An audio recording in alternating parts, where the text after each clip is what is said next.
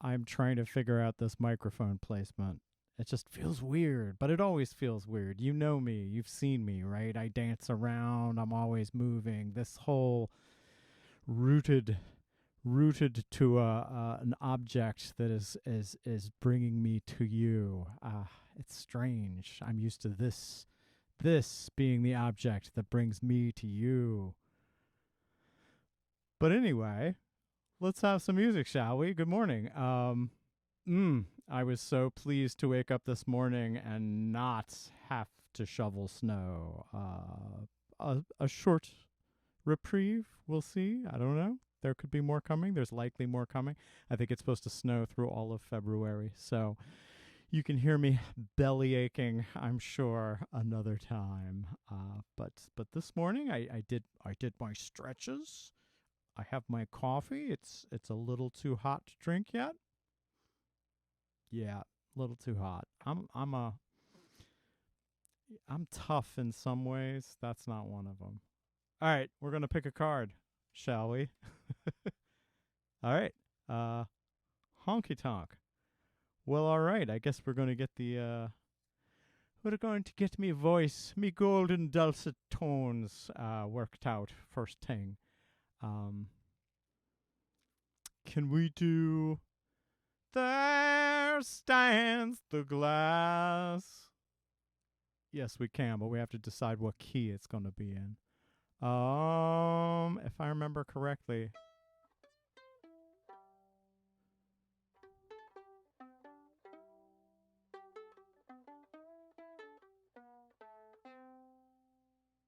I think we're doing it in C. That's so easy. Why couldn't I just say that?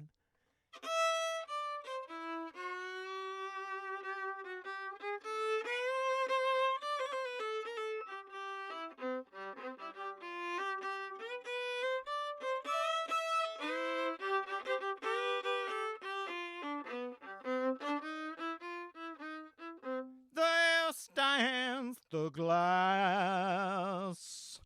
Fill it up to the brim till my troubles grow dim. It's my first one today.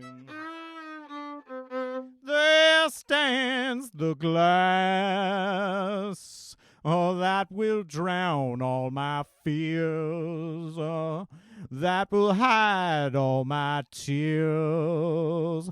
Brother, I'm on my way.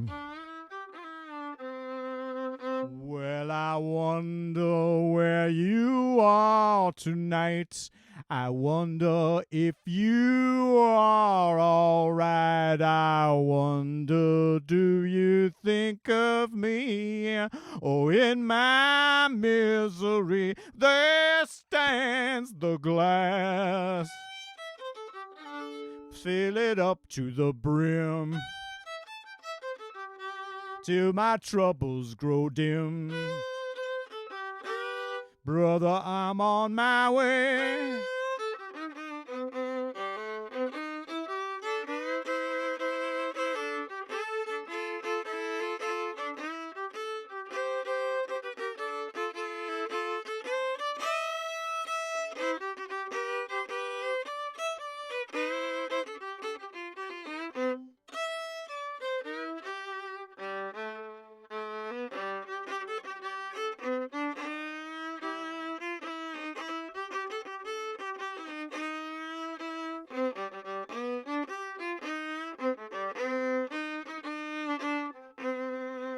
Well, I wonder where you are tonight. I wonder if you are all right. I wonder, do you think of me? Oh, in my misery, there stands the glass.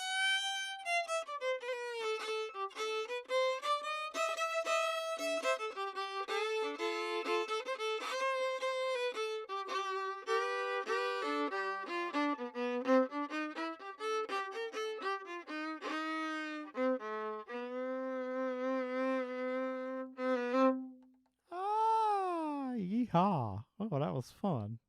Um, Once again, thanks for braving the the rain and snow, the wind and snow, and coming out to see me. I am Ian Moore. You knew that. You wouldn't be here if you didn't know that. I don't think. I mean, maybe I'm wrong. Maybe people do just wander the internet. I know I do. I find the oddest things on YouTube.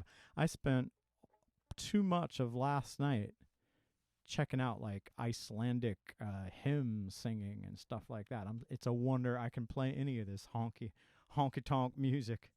It's a wonder I didn't wake up speaking Old Norse.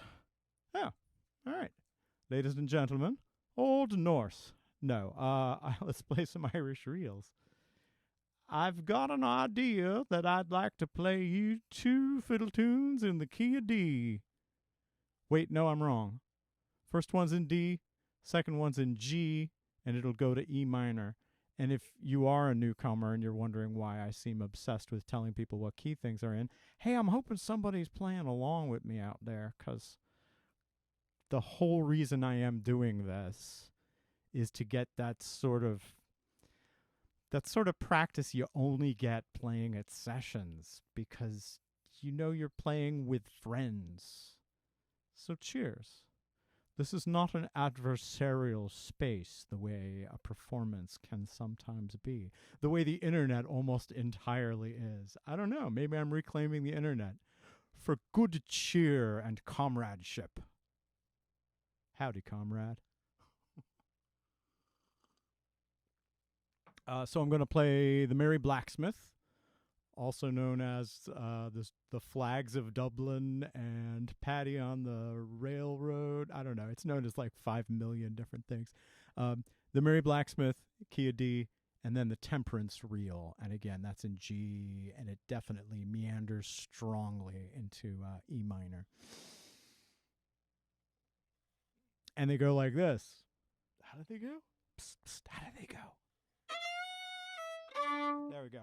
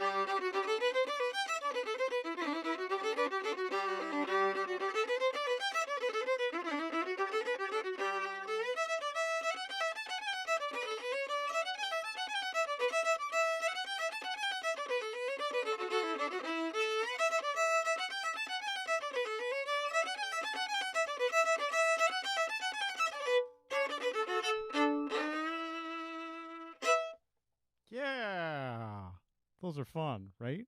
Those are fun. Um, should I try to promote myself? I'm not gonna succeed with this because I'm gonna tell you about this album I made where I play those two tunes. And this was way back when I first got my hands on someone else's laptop, and I made a whole album, and it was just so weird. But the weirdest thing about it was I was trying so hard to make it a normal, like, folk traditional acoustic album, but I had to keep putting percussion in there, and I'm a child of New York City in the 90s, and it's not hip hop, it's not drum machines, it's mostly sample based. It sounds so peculiar. And yet I tried so hard to make it sound normal. Over the hills and far away. Over the hills and to America? I don't know. Look on Ian Moore Plays Fiddle. It's the green album cover. It's really cute.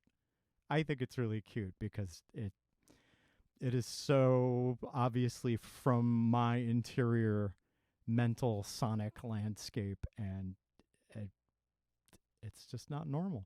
All right, that's enough chatting about things that are past and gone low these many decades. Hey, the internet's been around a long time now, hasn't it? Oh, next. If you can't see, I made new cards and they're kind of small, so I have to hold them by the right end. So other regional North American fiddle tunes, and it suggests polkas and waltzes. Those last tunes, wow. I started those kind of fast, didn't I? I think I've played you mazurkas already on this show. Shall we? Let's have some mazurkas, shall we? I played you one that was an Irish mazurka. I want to play you one that's from Mexico. And this is from the repertoire of a gentleman who recorded in the 30s down in Corpus Christi, Texas. I'm sure he had a first name, but he's known as El Ciego, which means the blind guy. He's El Ciego Melquiades, which is Spanish for the name that we've become used to in English translations of the Bible as Melchizedek. So he's Melchizedek, the blind guy.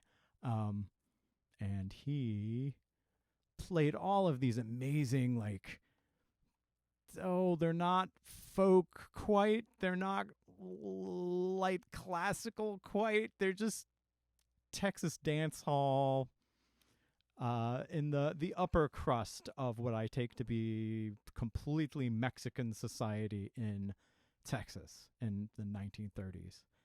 So different than other music that was happening at the same time in the same place.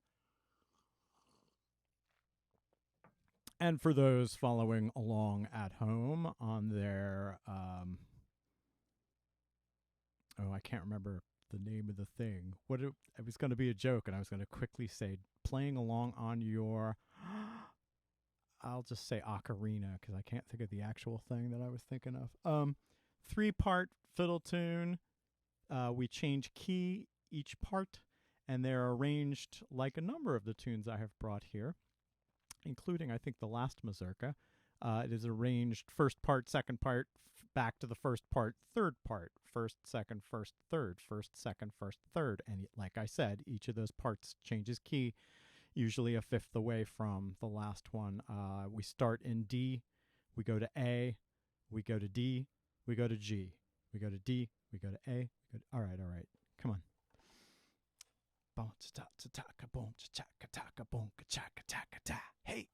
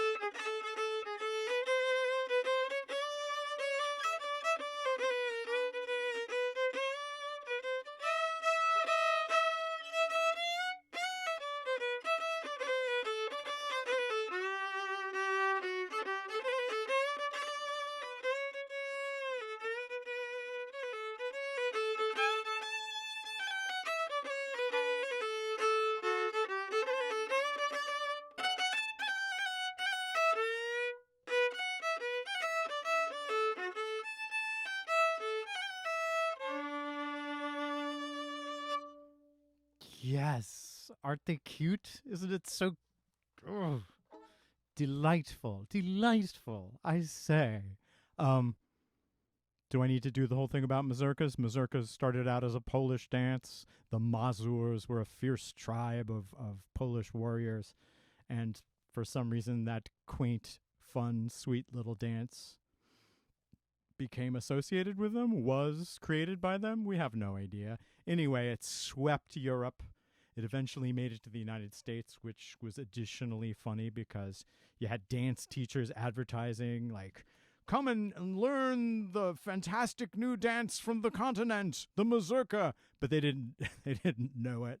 Nobody had even heard it yet. So they were actually teaching a dance that was in 4/4 time and not 3/4 like that, like the actual mazurka. Anyway, so there you go. That was an actual mazurka from Mexico, i.e., Texas. Shall we have another card? Yes, let's.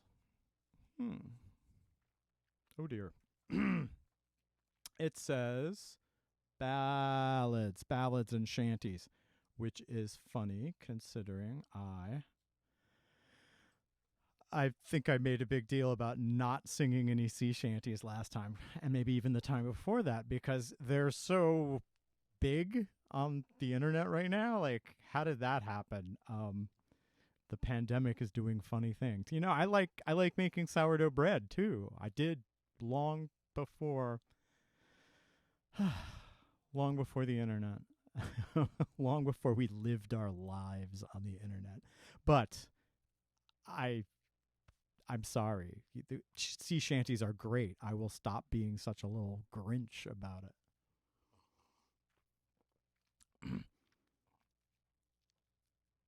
I will sing you a song. It's not really a sea shanty because you wouldn't have a bunch of guys going, hey ho, hippity hee ha pop pop behind it. It's more of a ballad, but it's a shanty. Have you ever seen a wild goose as she's sailing across the ocean? Ranzo, ranzo, reo. She's just like these pretty girls, oh, when they gets the notion.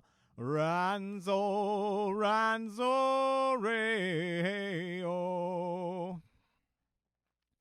The other day as I was walking by the river, oh, ranzo, ranzo, reo, I spied one pretty girl, and her topsails all a-quiver. Oh, ranzo, ranzo, reo. I said, young pretty girl, well, how are you this morning? Oh, ranzo, ranzo, reo. She said, none the better for the knowing of you. Oh, ranzo, ranzo, reo. Have you ever seen that wild goose as she's sailing across the ocean? Ranzo, ranzo, reo. She's just like these pretty girls, oh, when they gets the notion. Oh, ranzo, ranzo, reo. I love that. You know, it's got it all. It's got some guy being a chump. The singer is being a chump, and the singer gets his comeuppance in the same song. Yeah. I also like that. Why is the wild goose like? What is it about the gals when they get the notion that the wild goose dead set on its flight? Like, they're not known for wandering around. They go right where they mean to go, those wild geese. Oh no. I know that from the singing of a gentleman who used to sing with the Clancy brothers. I think his name was Lewis Killen.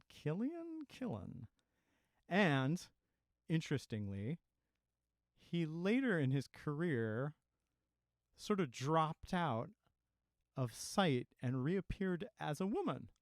And this was the 70s. This was not, gender reassignment surgery.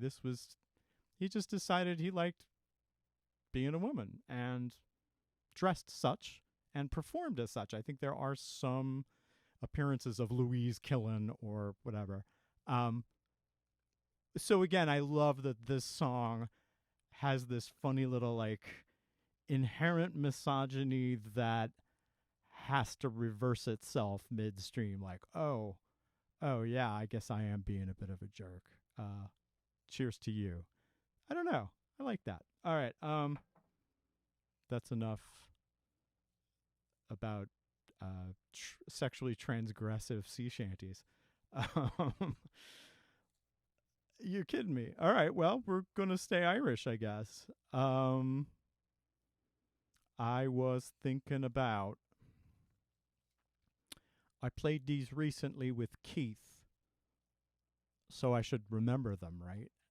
One of them is another one of those jigs off of my funny album that I was just telling you about.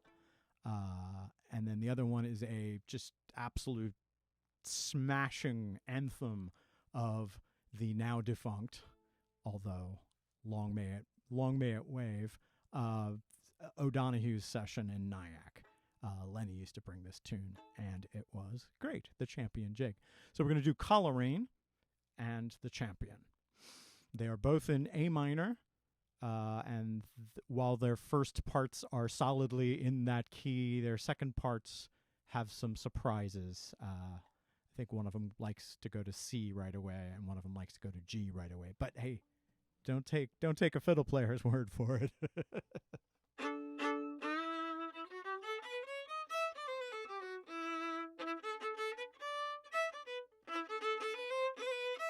There we go.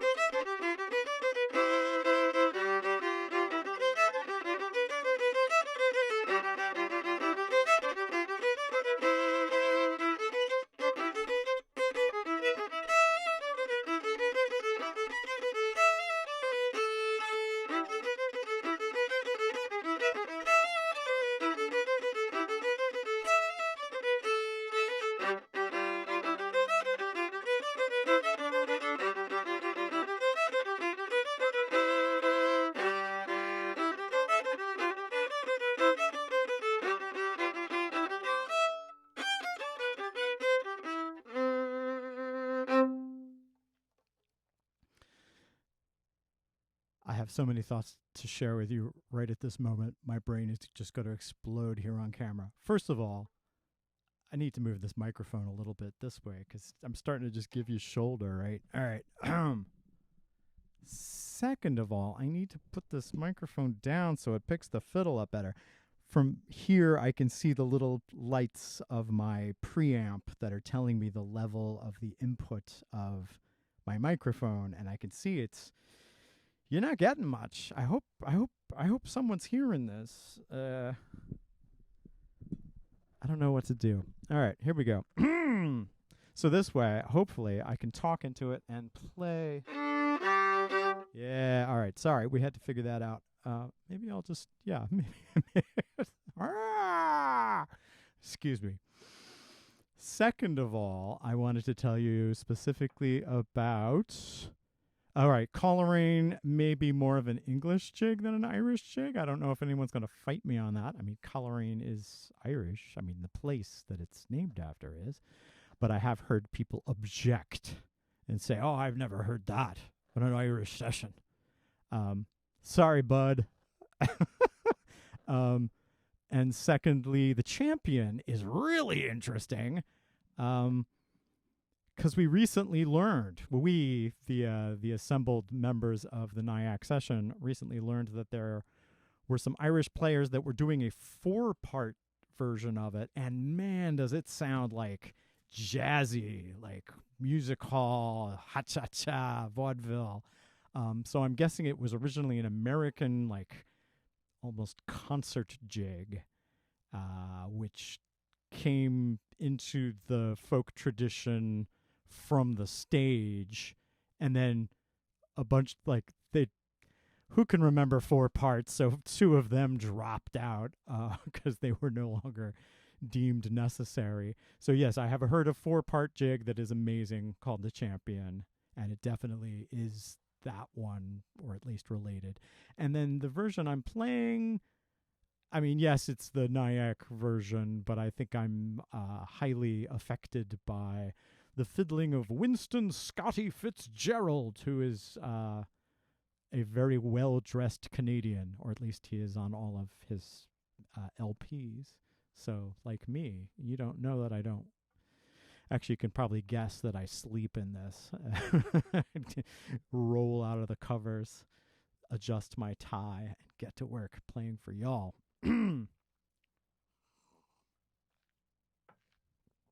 Shall we have... I should start drinking some water, right? Not just coffee all morning.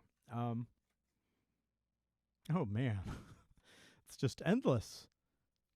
The joys of randomness. Irish. Since I've been going on about that silly album, and we just played Coleraine, I'll do the song I did right after it, which is also an A minor, also a jig. Is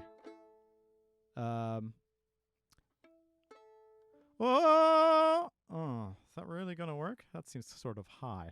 Oh, my name is Dick Darby, I'm a cobbler, and I've served my time at the old camp.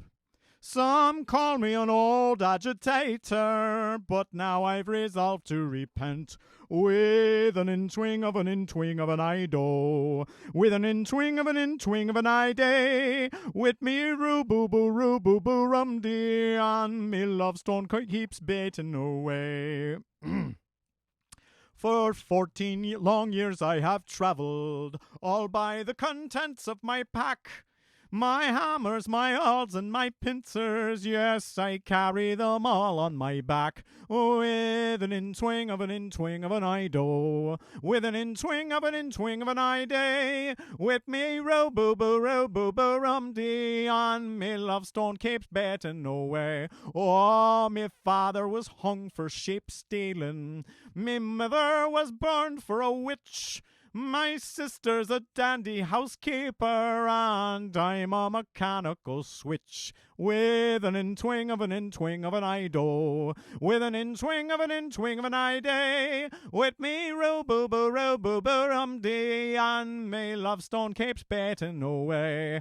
Oh, me wife, she is humpy, she's lumpy. My wife, she's the devil, she's cracked. No matter what I may do with her, yes, her tongue it goes clickety-clack. Oh, with an in-twing of an in-twing of an I-do, with an in-twing of an in-twing of an I-day. With me ro-bo-bo-rum-dee, and me love stone keeps betting away.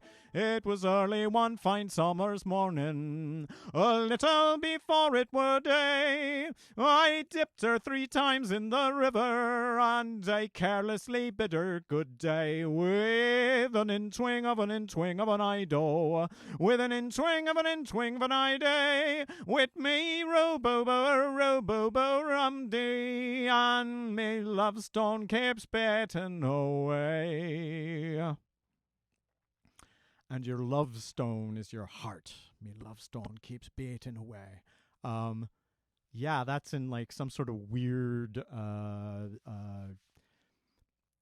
mean, all Irish songs get to have that kind of strange alienness because they're coming from a tradition in a different language that was banned. You were not allowed to speak Irish Gaelic. And so they took to English, and they took to it with zeal. You know, they were going to use whatever language they had, and they were going to sing those songs. And so you get a lot of those like, wait, what are you saying? Do you know what you're saying? With me in-twing, with me in-twing, with me I-do? What is that? Compounded with the fact that that song is a traveler's song. So the Romany people, the gypsies, come to Ireland. And they, like in many other parts of the world, if you are a marginalized and itinerant character, you will likely also be a musician. The culture will look to you to live that lifestyle, and sure enough, they did.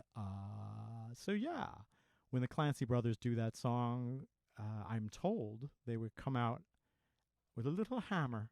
Because of course it's all about he's a cobbler and he's fixing shoes, and so they would do it with percussive backup of them hammering out on the nails on the shoe. All right, and now we'll just shift gears utterly. Swing era.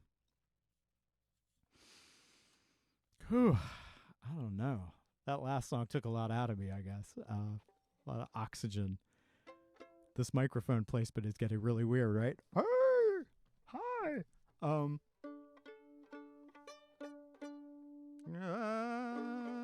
don't... I think I'm going to do this in G. I don't want to set the world on fire. I just want to start a flame in your heart.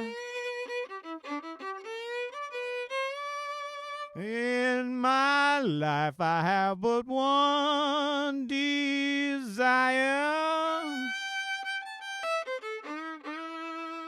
And that one is you, no other will do. Lost all ambition for worldly acclaim. I just wanna be the one you love. And with your admission that you feel the same, I'll have found that goal I'm dreaming of, oh Lordy. I don't want to set the world on fire. I just want to start a flame in your heart.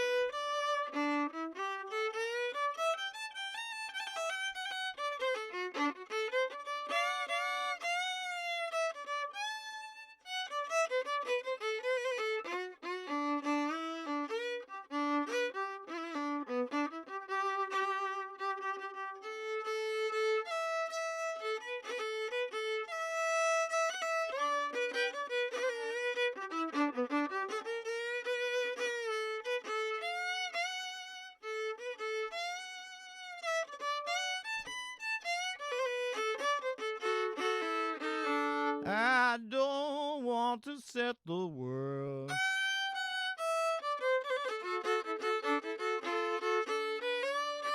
Well, I just want to start.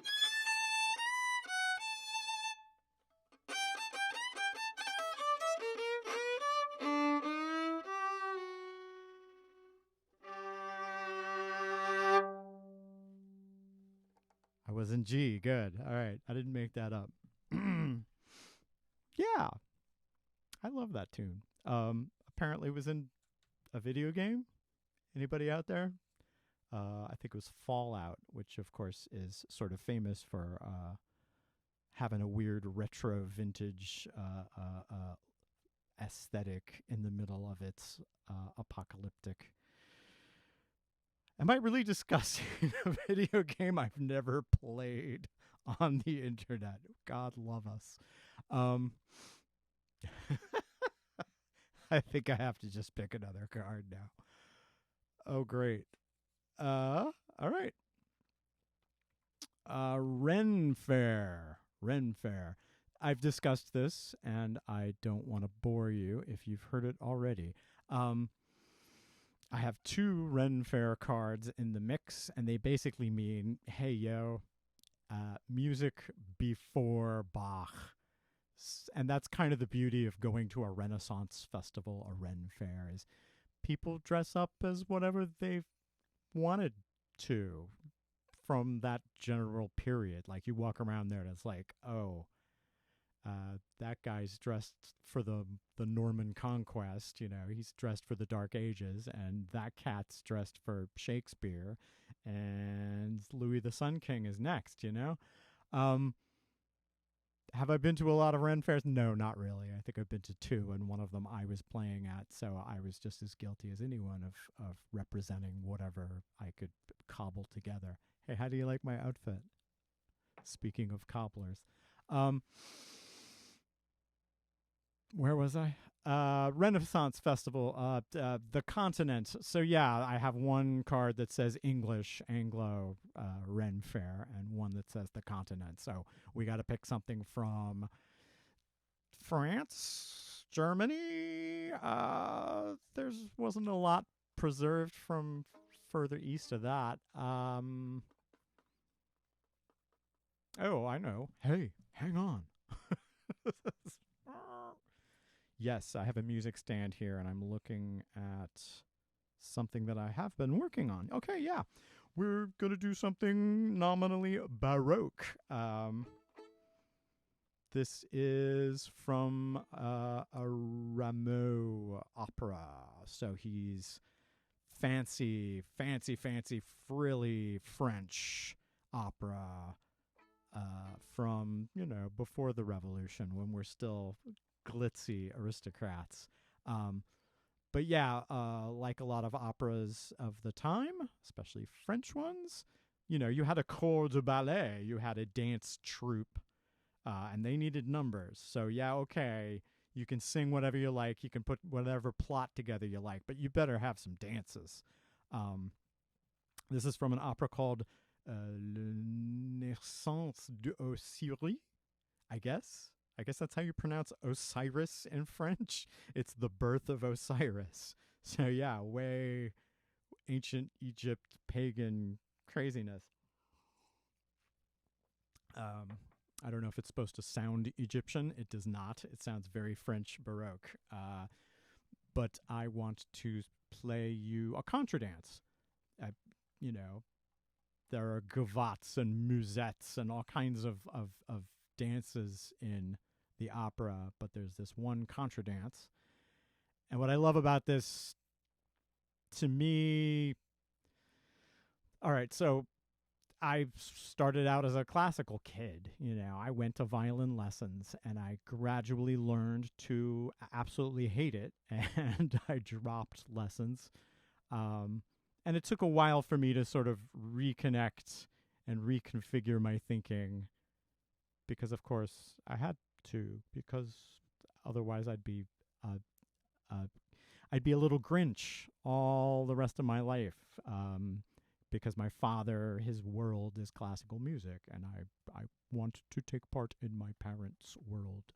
So I looked for any way that I could understand that classical music had a folk background and that it was constantly in flux with its folk background.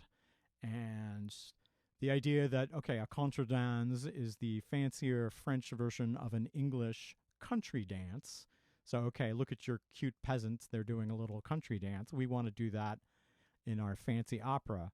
And then there's every reason to suppose that the tunes from the fancy operas had a life beyond that on the street. Something about operas in Italy. I have heard that there were puppet shows, and they would send somebody from the puppet show company to the opera, like, let's put all our money together and buy you a ticket because you need to go and write out all the cool bits, all the great melodies, and we're going to do Rigoletto. We're going to do, the latest Aida with puppets on the street, and people are going to give us money because, hey, either, wow, that's cool, I saw that opera, they're doing it with puppets, or even more likely, I don't have money to go to the opera. Yeah, I'm going to go see the puppet show version. Have you seen the puppet show version? It's amazing. And the same held true for the bands that did quadrilles and contradances. Yeah, you would go to the opera, and then later that week, maybe you'd go dancing. And at the dance hall, sure enough, they're doing a whole set of quadrilles based on themes from that opera. Anyway, to make a long story short, let's just play the dang tune. B flat. Sorry, folks. I guess guitarists don't mind because they just capo, right? I'll give you a second to get your capos out. B flat. I'm going to mess this up. This is another tune that goes first part, second part, first part, third part. I'm going to shut up and play it.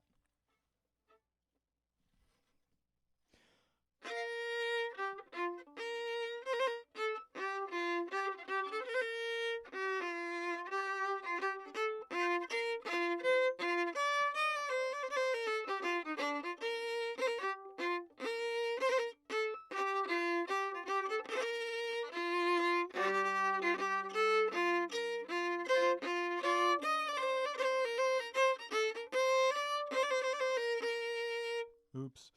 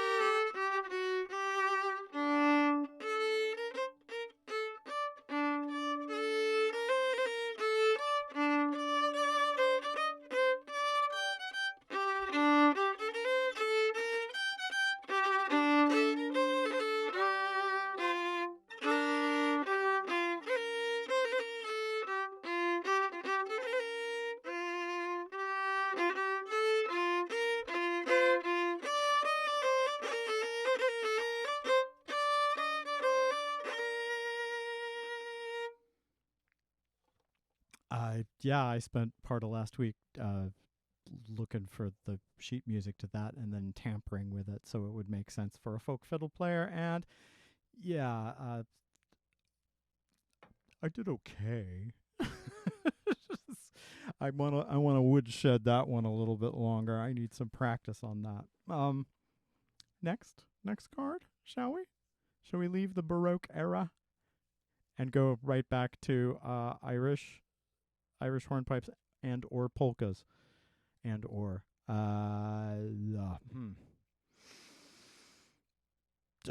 shall we stick with things we know rather than going far afield like the last one? I want to play two hornpipes in the key of D, I used to do them. I learned Burns. That's with B. That's with a Y. Byrne. Burn. Burns hornpipe out of O'Neill's, which is the big compendium put together by a policeman in Chicago. How much more Irish can you get back around 1900? Um, so Burns is in there. I think the other one is too Wicklow's hornpipe, otherwise known as Delahanty's. I was very impressed to recognize that Lenny. Lenny knew Burns. Lenny Sinowitz, who plays concertina at the Nyack session. So it was a joy to get a chance to play Burns, because I hadn't in a while, which, you may be able to detect if I screw it up.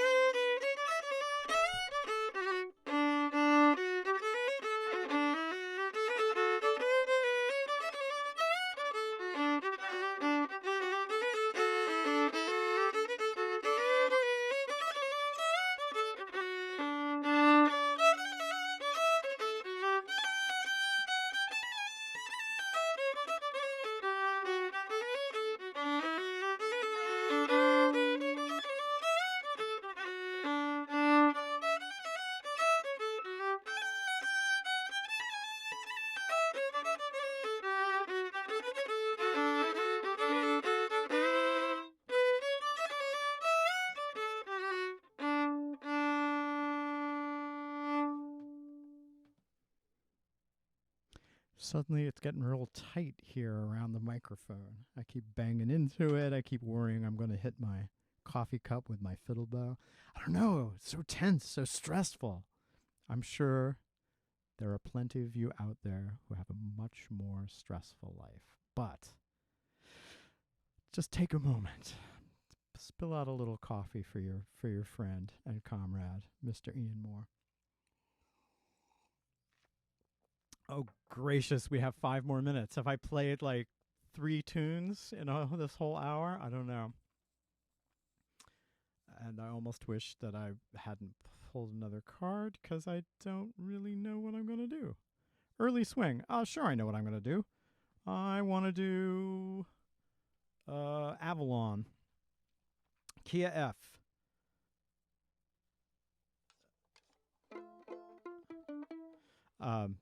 And to waste a little time, I'll just mention that I've been learning about the early continents of the world. The world thousands upon thousands of years, even before there was life on the continents, on dry land. I think we got some plants during the Silurian era, but at that time, a good deal of the Northeast, like right across the river from me here, was on a continent called Avalonia. I mean, called by who? Called by the Silurians? No. Called by us. But I just liked that. Avalonia. Welcome to Avalonia. I guess I'm in Laurentia, which is an extension of the Laurentian Mountains here on this side of the river.